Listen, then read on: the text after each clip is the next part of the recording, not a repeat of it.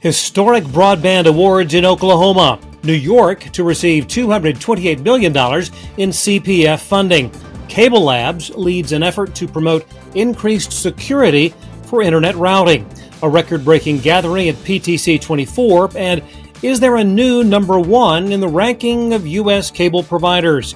Those stories and more on This Week in the Broadband Universe. Hello, everyone, and welcome. I'm Craig Corbin.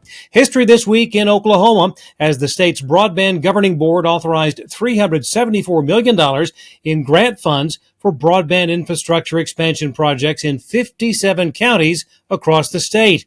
This marks the first of its kind investment in Oklahoma. The ARPA state and local fiscal recovery funds will be coupled with more than $90 million in matching funds from 31 ISPs that submitted approved proposals for service expansion. The total of 142 approved projects will bring broadband to upwards of a quarter of the locations currently without high-speed internet service. We'll have more on this next week from Oklahoma Broadband Office Executive Director Mike Sanders. $228 million for internet projects in New York Municipal Infrastructure Program approved this week by the U.S. Department of Treasury's Capital Projects Fund. The Municipal Infrastructure Program, or MIP, is part of the Empire State's Connect All initiative that funds projects to provide last-mile infrastructure across New York. This marks the second CPF award of the state and represents 66% of New York's CPF allocation.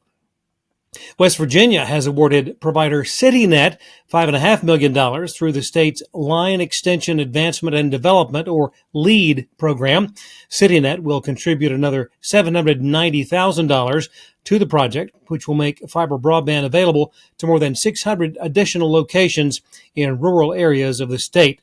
The LEAD program, one of a number of West Virginia funding programs which have a combined budget of $100 million. All are administered by the West Virginia Department of Economic Development Office of Broadband. Internet routing security, the focus of an effort being led by Cable Labs, NCTA, the Internet Television Association, along with a number of large and mid-sized cable providers. The group is promoting a new framework profile for secure internet routing that they look to expand with the help of other ISPs, internet organizations, and IP networking groups. An emphasis is being placed on core routing protocols like the Border Gateway Protocol, Resource Public Key Infrastructure, and Internet Routing Registries. The framework allows ISPs, enterprise networks, cloud service providers to proactively identify risks and mitigate threats to enhance routing infrastructure security. The framework also is in alignment with the National Institute of Standards and Technology Cybersecurity framework.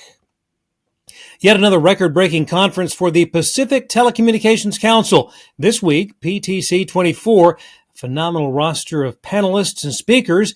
During her keynote address, Hawaii's Lieutenant Governor Sylvia Luke spoke about how the pandemic amplified the need for broadband connectivity.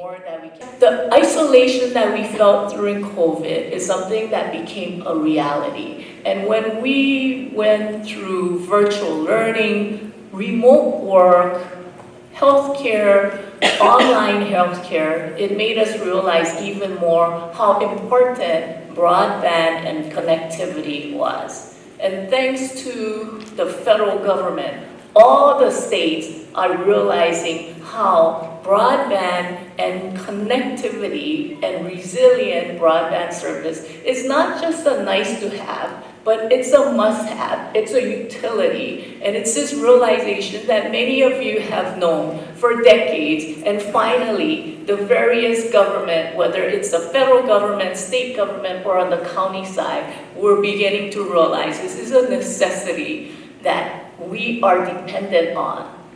Also during her remarks, Lieutenant Governor Luke recognized the tremendous efforts to expand broadband infrastructure across Hawaii by the state's Broadband and Digital Equity Office, along with the work spearheaded by University of Hawaii President David Lasner, UH Vice President of Information Technology Garrett Yoshimi, and his team. We'll have much more from PTC 24 coming up next week. Another huge quarter of growth for streaming leader Netflix. Q4 2023 saw an additional 13.12 million subscribers, bringing the total number of subs to more than 260 million. On top of that, Netflix announcing a 10-year, $5 billion deal with WWE to live stream Monday Night Raw, SmackDown, WrestleMania, SummerSlam, and Royal Rumble exclusively in the U.S., Canada, UK, and Latin America. There'll be more regions added in the future.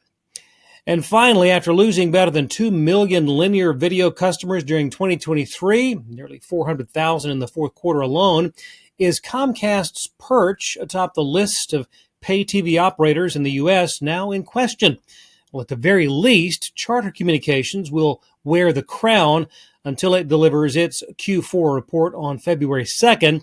Comcast wound up 2023 with 14.106 million TV customers. Charter ended Q3 with 14.379 million TV subs. So, if Charter lost fewer than 273,000 video subscribers during the fourth quarter, they will officially break the run at number one held by Comcast since the AT&T merger back in 2001. Inquiring minds want to know. Well, thanks for watching. We'll see you next time on This Week in the Broadband Universe.